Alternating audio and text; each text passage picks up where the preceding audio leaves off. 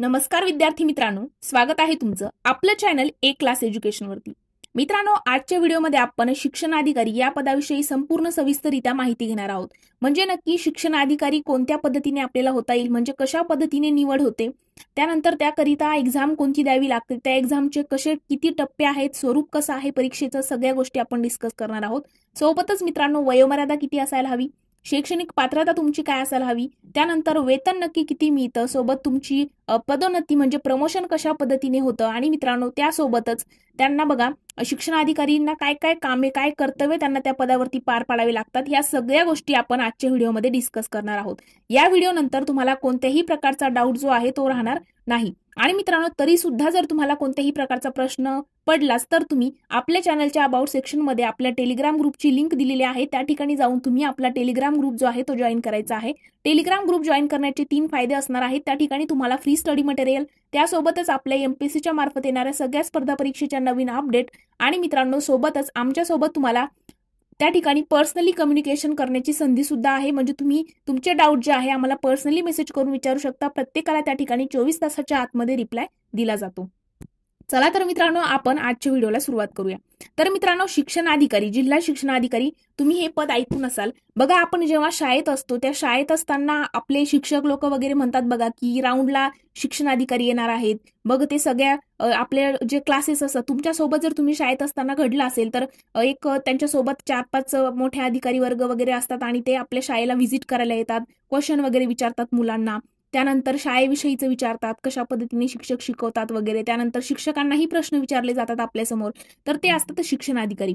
त्यांचं कार्य काय असतं तर बघा, शिक्षण अधिकाऱ्यांची कारकीर्द जी आहे ती खूपच प्रगतशील असते मित्रांनो, आणि त्यांना पगारही चांगल्या स्वरूपाचा असतो, आणि ते एक सत्तेचं पद आहे। प्राथमिक शिक्षणाशी संबंधित सर्व गोष्टींचं व्यवस्थापन आणि देखरेख करणं हे एका जिल्हा शिक्षण अधिकाऱ्यांचं प्राथमिक कर्तव्य असतं। शासकीय आणि प्राथमिक शाळांमध्ये मुला-मुलींसाठी स्वतंत्र जिल्हा शिक्षण अधिकारी असतात। हे अधिकारी सहसा शाळांना त्यांची कामगिरी तपासण्यासाठी वारंवार भेट देतात, नवीन बदल सुचवण्यासाठी ते शिक्षकांशीही संवाद साधतात, आणि विद्यार्थ्यांच्या शैक्षणिक अहवालाबद्दल त्या ठिकाणी जिल्हा शिक्षण अधिकारी जो असतो तो शिक्षकांनाही प्रश्न विचारू शकतो।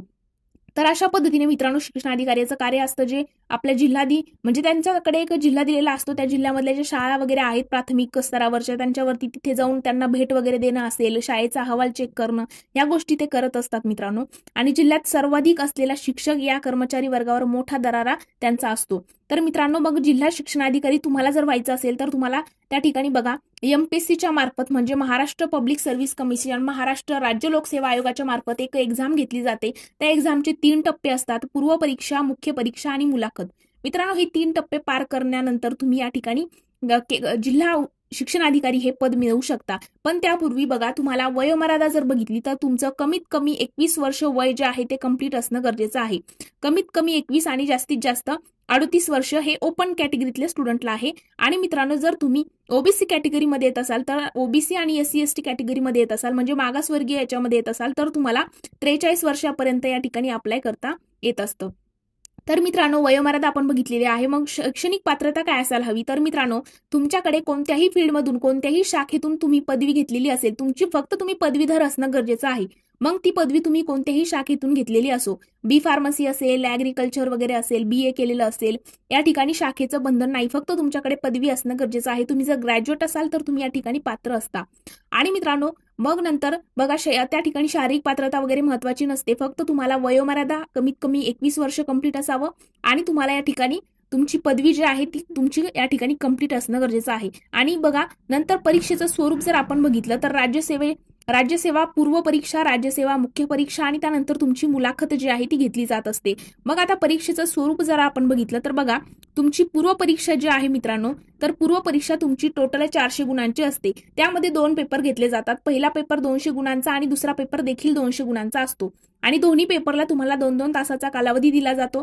दोन्ही पेपर मराठी आणि इंग्रजी माध्यमातून, म्हणजे काय तर तुम्हाला जर तुम्ही सीबीएसईचे स्टुडंट असाल तर तुम्ही इंग्लिशमधूनही या ठिकाणी एक्झाम देऊ शकता, मराठीतून द्यायची असेल तर मराठीतूनही देऊ शकता। आणि मित्रांनो, पूर्व परीक्षा जी आहे वस्तुनिष्ठ बहुपर्यायी स्वरूपाची असते. वस्तुनिष्ठ बहुपर्याय म्हणजे काय, तर वरती एक प्रश्न आणि खाली 4 पर्याय अशा पद्धतीने तुमची पूर्व परीक्षा असते. 2025च्या नवीन पॅटर्ननुसार मुख्य परीक्षा जी आहे ती लेखी स्वरूपाची आहे. पुढे आपण त्याच्याबद्दल संपूर्ण सविस्तररित्या डिस्कस करणार आहोत. तर मित्रांनो, पूर्व परीक्षेमध्ये जो दुसरा पेपर असतो तो क्वालिफाईंग पेपर आहे, अर्थकारी पेपर आहे. त्यामध्ये तुम्हाला फक्त 33% जास्त गुण जरी मिळवले तरी तुम्ही या ठिकाणी पात्र असता आणि मग सेकंड पेपरला तुम्ही म्हणजे मुख्य परीक्षेला या ठिकाणी पात्र असणार आहात. मग मुख्य परीक्षेचं स्वरूप कसं आहे, तर बघा, मुख्य परीक्षेमध्ये जी लेखी परीक्षा असते ती 1750 गुणांची असते आणि मित्रांनो, मुलाखत आणि व्यक्तिमत्व चाचणी जी आहे तर ती तुमची 275 गुणांची असते. अशी टोटल 2025 गुण आहे. मग मित्रांनो, त्यामध्ये बघा, मुख्य परीक्षेला टोटल 9 पेपर घेतले जातात. त्यामध्ये तुमचा पहिला पेपर मराठीचा आहे आणि दुसरा पेपर इंग्रजीचा असतो आणि हे दोन्ही पेपर जे आहेत ते 300 गुणांचे असतात आणि दोन्ही पेपरला 3-3 तासाचा कालावधी असतो. आणि मित्रांनो, हे पेपर जे आहे त्यामध्ये तुम्हाला 25% गुण म्हणजे 25% जास्त गुण मिळवणं अनिवार्य आहे आणि त्यानंतरच तुम्ही नेक्स्ट पेपर करिता क्वालिफाय असणार आहात. आता जे नंतरचे पेपर असतात, आता ह्या पेपरचे पहिला आणि दुसरा जो मराठी इंग्रजीचा पेपर आहे याचे गुण जे आहेत ते फायनल मेरिट लिस्टला पकडले जात नाहीत. पण जे नंतरचे 7 पेपर आहेत, पेपर तिसऱ्यापासून पेपर तिसरा, चौथा, 5वा, 6वा, 7वा, 8वा आणि 9वा, हे जे 7 पेपर आहेत हे गुणवत्तेसाठी मोजले जाणारे मार्क असतात. पेपर तिसरा जो आहे तो निबंधाचा असतो, त्यामध्ये 250 गुण असतात. आता बघा, मुख्य परीक्षेच्या पेपर पहिला दुसरा जो आहे त्यामध्ये तुम्हाला 300 गुणांचे पेपर असतात आणि 3-3 तासाचा कालावधी असतो. मात्र मित्रांनो, जर तुम्ही बाकीचे पेपर बघितले तर बाकीचे सगळे पेपर जे आहेत 7 पेपर त्यामध्ये 250 गुण आहेत आणि मित्रांनो, दर्जा जो आहे तो पदवीचा असणार आहे आणि सगळ्या पेपरला 3 तासाचा कालावधी असणार आहे. तिसरा पेपर निबंधाचा असेल, त्यानंतर चौथा, 5वा आणि 6वा, 7वा हे 4 पेपर जीएसचे असणार आहे. म्हणजे काय, तर जनरल स्टडीज, सामान्य अध्ययनचे. त्यामध्ये काय, सामान्य अध्ययन 1 मध्ये मग तुम्हाला पॉलिटी म्हणजे राज्यशास्त्र असेल, नंतर इकॉनॉमिक्स म्हणजे अर्थशास्त्र असेल, त्यानंतर जिओग्राफी म्हणजे भूगोल, सामान्य विज्ञान, हे सगळे विषय तुम्हाला सामान्य अध्ययन मध्ये असतात. आणि 8वा 9वा पेपर जो आहे तो आहे वैकल्पिक विषय. वैकल्पिक विषय म्हणजे काय, तर त्या ठिकाणी एक यादी दिलेली असते, एक तुम्हाला विषयांची सूची दिलेली असते, त्यातून तुम्हाला तुमच्या इच्छेनुसार विषय निवडायचे असतात आणि त्याच्याच थ्रू तुम्हाला प्रश्न विचारले जातात आणि ते या ठिकाणी नमूद केलेले असतात मार्क्स वगैरे. तर मित्रांनो, मग हे कोणते विषय आहेत, कशा पद्धतीने चूज करायचे, डिटेल सिलेबस काय आहे, तर त्याबद्दल तुम्हाला आपल्या टेलिग्राम ग्रुपवरती मित्रांनो या ठिकाणी त्याची PDF जी आहे ती मिळणार आहे. त्यामुळे आपल्या टेलिग्राम ग्रुपवरती जाऊन तुम्हाला आपला टेलिग्राम ग्रुप जॉईन केल्यानंतर याची जी PDF आहे डिटेल सविस्तररित्या ती सुद्धा मिळणार आहे. त्यानंतर मित्रांनो, मग पूर्व परीक्षा झाली, मुख्य परीक्षा झाली की त्यानंतर तुमची मुलाखत असते 275 गुणांची.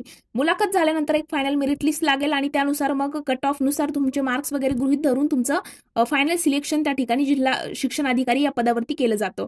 आता मित्रांनो, मग तुमचं जे आहे पदोन्नती म्हणजे आता तुमची नियुक्ती झाल्यानंतर बघा, तुम्हाला पगार जो आहे, पगार जर आपण बघितला तर 56,100 रुपये तुमची स्टार्टिंग आहे, तर 1,77,500 रुपये तुम्ही रिटायरमेंटच्या एज पर्यंत कमवता आणि अधिक महागाई भत्ता तसेच इतर देय भत्ते सुद्धा तुम्हाला ऍड होतात. आपण जर अंदाजित सुरुवातीचं वेतन बघितलं तर मासिक वेतन तर मित्रांनो 75,000 रुपये स्टार्टिंग असते. या ठिकाणी 56,100 एक सांगण्याचा उद्देश आहे, पण अंदाजित जर आपण बघितलं तर 75,000 रुपये त्यांना या ठिकाणी स्टार्टिंग असते. बदली होते का, तर मित्रांनो दर 3 वर्षांनी जिल्हा, तर दर 6 वर्षांनी प्रशासकीय विभाग जो आहे तो बदलत असतो, या ठिकाणी लक्षात घ्यायचं आहे. मग शिक्षण अधिकाऱ्याची पदोन्नती म्हणजे प्रमोशन कशा पद्धतीने होतं, तर मित्रांनो शिक्षण उपसंचालक गट अ चं पद आहे त्यावरती तुमचं या ठिकाणी जे आहे बदली होत असते. त्यानंतर बघा, पदोन्नती म्हणजे प्रमोशन होत असतं. त्यानंतर शिक्षण सहसंचालक गट अ च्या पदावरती आणि नंतर शिक्षण संचालक गट अ अशा पद्धतीने हे क्लास 1 ऑफिसरचं पद आहे. बघा, शिक्षणाधिकारी, जिल्हा शिक्षणाधिकारी झाल्यानंतर तुम्ही शिक्षण उपसंचालक, त्यानंतर शिक्षण सहसंचालक आणि शिक्षण संचालक अशा पद्धतीने तुमचं या ठिकाणी काय होतं, तर प्रमोशन होत असतं. तर अशा पद्धतीने मित्रांनो जिल्हा शिक्षणाधिकाऱ्याचं आपण सगळ्या गोष्टी इथे डिस्कस केलेल्या आहेत. त्यानंतर बघा, शैक्षणिक पात्रता बघितलेली आहे, वयोमर्यादा बघितलेली आहे, सोबत वेतन किती आहे, प्रमोशन कशा पद्धतीने होतं आणि एक्झाम कोणती घेतली जाते आणि तिची सविस्तर माहिती सुद्धा आपण घेतलेली आहे. जर या व्हिडिओ नंतरही तुम्हाला कोणत्याही प्रकारचा डाऊट असेल तर मित्रांनो आपल्या चॅनलच्या अबाउट सेक्शनमध्ये टेलिग्राम ग्रुपची लिंक दिलेली आहे, त्या ठिकाणी जाऊन आपला टेलिग्राम ग्रुप जो आहे तो जॉईन करायचा आहे. टेलिग्राम ग्रुप जॉईन केल्यानंतर तुम्हाला 3 फायदे आहेत. आमच्यासोबत तुम्ही पर्सनली कम्युनिकेशन करून तुमचे डाऊटही विचारू शकता, फ्री स्टडी मटेरियल आहे, त्यासोबत गव्हर्नमेंट एक्झामच्या ज्या काही अपडेट आहेत त्या सुद्धा आपल्या ग्रुपवरती तुम्हाला मिळणार आहे. तर मित्रांनो आजचा व्हिडिओ आपण इथेच थांबवणार आहोत. जर तुम्हाला व्हिडिओ आवडला असेल तर व्हिडिओला लाईक, कमेंट आणि तुमच्या मित्रांसोबत देखील शेअर करायला विसरू नका. Thank you so much.